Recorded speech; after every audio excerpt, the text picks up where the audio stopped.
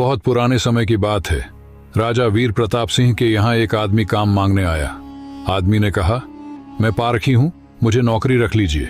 राजा वीर प्रताप सिंह ने कहा, नौकरी तो रख लूंगा, पर तनख्वाह 1 रुपया भी नहीं दूंगा, सिर्फ 1 पांव गुड़ और घूंघरे मिलेंगे। पारखी बोला, ठीक है हुजूर। कुछ ही दिन बाद राजा वीर प्रताप सिंह एक घोड़ा खरीद कर लाए। उन्होंने पारखी से पूछा, बताओ इस घोड़े के बारे में क्या कहते हो? पारखी बोला, हुजूर ये घोड़ा है ही नहीं, ये तो गाय है। राजा चौंक गए। उन्होंने घोड़ा बेचने वाले को बुलाया। उसने कहा, साहब बात तो सही है तो घोड़ा ही, लेकिन बचपन में इसकी माँ मर गई थी, इसे गाय का दूध पिलाया गया था, इसलिए इसकी आदतें गाय जैसी हैं। राजा वीर प्रताप सिंह ने पूछा, तुम्हें कैसे पता चला? पारखी बोला, हुजूर जब ये चल रहा था तो नीचे मुंह झुकाकर घास खा रहा था, घोड़ा ऊपर गर्दन उठाकर खाता है, आदतों से पहचान गई। राजा खुश हुए और बोले, आज से तुम्हें आधा किलो गुड़ और आधा किलो घूंघरे मिलेंगे।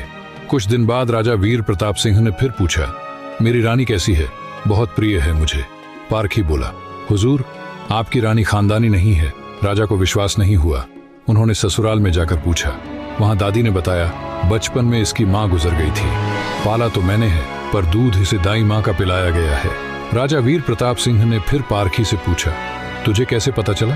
पारखी बोला, हुजूर इसके स्वभाव से खानदानी रानी में शालीनता होती है, ये नौकरों पर चिल्लाती है, गाली देती है, आदतों से पहचान गया कि ये खानदानी नहीं है। अब राजा बोले, चलो मेरे बारे में बताओ। पारखी बोला, जान की माफी दें तो बताऊं? राजा वीर प्रताप सिंह बोले, माफी है, सच बताओ। पारखी बोला, आप राजवंश के नहीं हैं, आप मुझे भड़भूजे लगते हैं, गुड़ और भुंगड़े सेंकने वाले। राजा घबरा गए।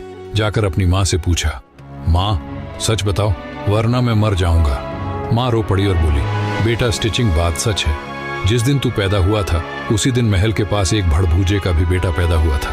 तू मर गया था और मैंने राजवंश बचाने के लिए उसके बेटे को ले लिया, वो तू है।